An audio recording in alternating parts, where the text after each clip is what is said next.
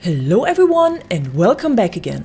I hadn't planned a video for today, but since the patch notes for today's Battlefield 5 update are quite interesting, I wanted to share them with you. First of all, we got the announced Elite Soldier skins today. These two guys are called Seamus Byrne and Ernst Schubert.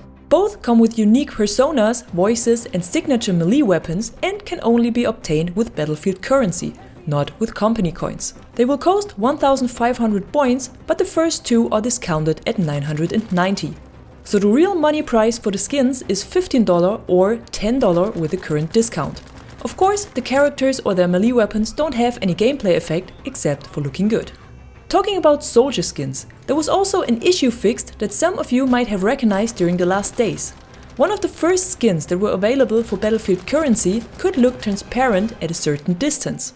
I'm not sure which one it was, but I know that it caused a lot of frustration, especially in Firestorm, as some players were literally invisible. And when we talk about Firestorm, of course there have been changes made as well. The victory screen was improved to make a victory feel like a victory and not like a "what happened? Oh, I won" moment. The number of armor plates that a soldier can carry was increased from 3 to 5. The health of knocked soldiers was also increased from 200 to 300, and players can now revive squad mates that died in vehicles.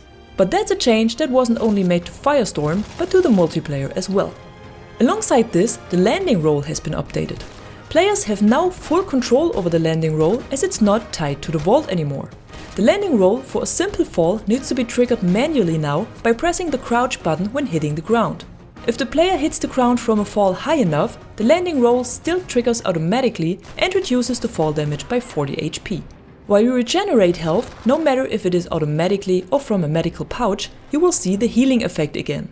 Last time it was introduced, the effect caused a yellow screen during the healing time, which was quite disturbing. Now it will only be visible at the edges of the screen to make it less intrusive. Changes and fixes have also been made to weapons and vehicles. The unintended delay when switching between primary weapon and sidearm was fixed, and switching fire mode or weapons with a controller is now more responsive. They also changed the way camera recoil works. When firing, weapons will now go a bit more off-center, which means the true point of aim will follow the weapon and is not fixed to the screen center anymore. SMGs and assault rifles are now more precise when shot in bursts and less precise when mag dumped because of a change in dispersion. The second, third and sometimes fourth bullet are more predictable now, while later shots are less predictable. And there are also good news for all lovers of smoke and explosives. The thickness of smoke was slightly increased to provide more cover, and the explosive damage to moving targets was improved to deal more consistent damage. That should make it easier to hit fast-moving vehicles or tanks where your dynamite doesn't stick anymore. But of course, tanks and vehicles got some improvements as well. The base turret turning speed of all tanks was increased, but at the same time the power of the turret speed upgrade reduced from 125 to 115%. The low turret speed before the upgrade forced players to pick the turret speed upgrade to be competitive.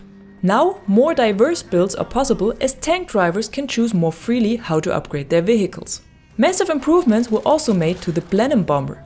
It now has 500 and 1000 pound bombs instead of 250 and 500.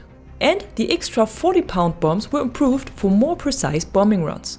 And the Blenheim 0.5 caliber gun was replaced with a nose-mounted gun firing high explosive rounds.